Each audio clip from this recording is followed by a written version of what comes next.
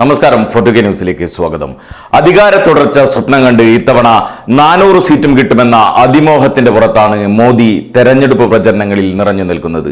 കിട്ടില്ലെന്ന് സ്വയം ബോധ്യമുണ്ടായിട്ടും സർവേകളിലടക്കം അത് തെളിഞ്ഞിട്ടും മൂന്നാം ഊഴത്തിനായി രാജ്യത്തുടനീളം മോദി ഓടി നടക്കുകയാണ്. ഇക്കഴിഞ്ഞ 10 വർഷത്തിനിടയിൽ ഇല്ലാത്ത സന്ദർശനങ്ങളും വാഗ്ദാനങ്ങളും ഒക്കെയാണ് മോദി രാജ്യത്ത് നടത്തിക്കൊണ്ടിരിക്കുന്നത്. 400 സീറ്റ് എന്ന് നാഴികയ്ക്ക് 40 വട്ടം പറഞ്ഞു നടന്നാൽ മാത്രം ആ സീറ്റുകൾ ലഭിക്കില്ല.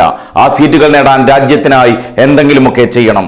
ജനദ്രോഹ നടപടികളിലൂടെ മാത്രം ഭരണം നടത്തിയ മോദിക്ക് ഇത്തവണ എന്തായാലും അധികാരത്തിലേറാൻ സാധിക്കില്ല എന്നത് ഉറപ്പാണ്.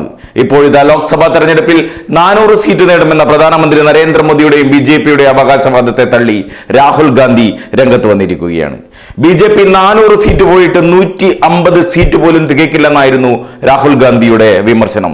ബീഹാറിലെ തന്റെ ആദ്യ തെരഞ്ഞെടുപ്പ് പ്രചരണ റാലിയിലായിരുന്നു രാഹുൽ ഗാന്ധി BJP-യെ കടന്നാക്രമിച്ചത്.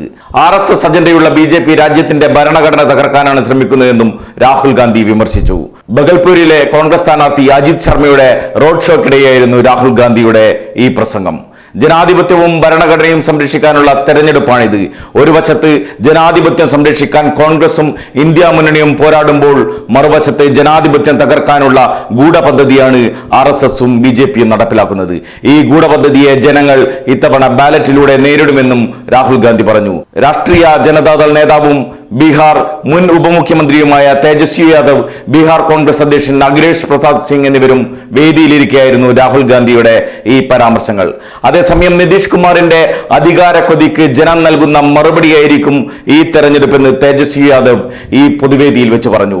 കഴിഞ്ഞ ദിവസം BJP-യുടെ 400+ സിനിമ ആദ്യദിന പോളിംഗിൽ തന്നെ വലിയ പരാജയമാണ് എന്ന് തേജസ്വി യാദവ് പറഞ്ഞിരുന്നു. തെരഞ്ഞെടുപ്പ് നടന്ന ബീഹാറിലെ 4-ൽ 4 സീറ്റും ഇന്ത്യ മുന്നണി നേടുമെന്നും അദ്ദേഹം പറഞ്ഞു. ഏപ്രിൽ 26-ന് രണ്ടാം ഘട്ടത്തിൽ ഇവിടെ തെരഞ്ഞെടുപ്പ് നടക്കുന്നുണ്ട്. അതേസമയം തന്നെ ബീഹാറിലെ മുഖ്യമന്ത്രി നിതീഷ് കുമാറിനെ BJP തെരഞ്ഞെടുപ്പ് പ്രചരണങ്ങളിൽ നിന്ന് മാറ്റി നിർത്തിയതും വലിയ ചർച്ചയായിരുന്നു. NDA മുൻ മുഖ്യമന്ത്രി ജിതൻ റാം മാഞ്ചി മത്സരിക്കുന്ന ഗയയിലും JDU സ്ഥാനാർത്ഥിയായ സന്തോഷ് കുശ്വാഹ മത്സരിക്കുന്ന പൂർണിയയിലും നടന്ന പ്രചരണത്തിൽ നിന്നാണ് നിതീഷ് കുമാറിനെ പുറത്താക്കിയത്. ഏപ്രിൽ 7-ന് നവാഡയിലെ പ്രചരണ റാലിയിൽ നടത്തിയ നിതീഷ് കുമാറിന്റെ പ്രസംഗം മോദിയെ അധിക്ഷേപിക്കുന്നതായിരുന്നെന്നും അതിനാലാണ് മുഖ്യമന്ത്രിയെ ഒഴിവാക്കിയതെന്നും NDA വൃത്തങ്ങൾ പ്രതികരിച്ചതായി ദേശീയ മാധ്യമങ്ങൾ റിപ്പോർട്ട് ചെയ്തിരുന്നു. NDA മുന്നണിയിലെത്തിയ മുതിർന്ന നേതാവിന് വരെ ഇതാണ് അവസ്ഥയെങ്കിൽ BJP അധികാരത്തിൽ വന്നാൽ ഇവിടുത്തെ ജനങ്ങളുടെ അവസ്ഥ ഇതിലും ദയനീയമായിരിക്കുമെന്നത് ഉറപ്പാണ്. ഇതറിയുന്ന ജനങ്ങൾ ഒരിക്കലും മോദിയുടെ മോഹം നടപ്പിലാക്കാൻ സമ്മതിക്കില്ല എന്നത് തീർച്ചയാണ്.